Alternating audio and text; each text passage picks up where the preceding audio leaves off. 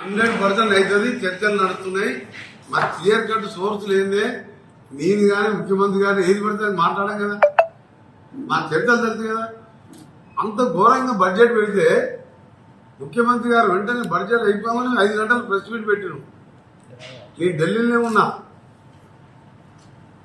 అంత ఘోరమైన తెలంగాణకు అన్యాయం చేసి ఏపీ రియాలి అంటే 2 రాష్ట్రాలు. అది ఒక్క మాట ఇప్పటికి ఎందుకు అందించాలో చెప్పాలి మీరు. విలీనానికి ఇది చర్చలకు జరుగుతుంది అనడానికి ఉదాహరణ కాదా?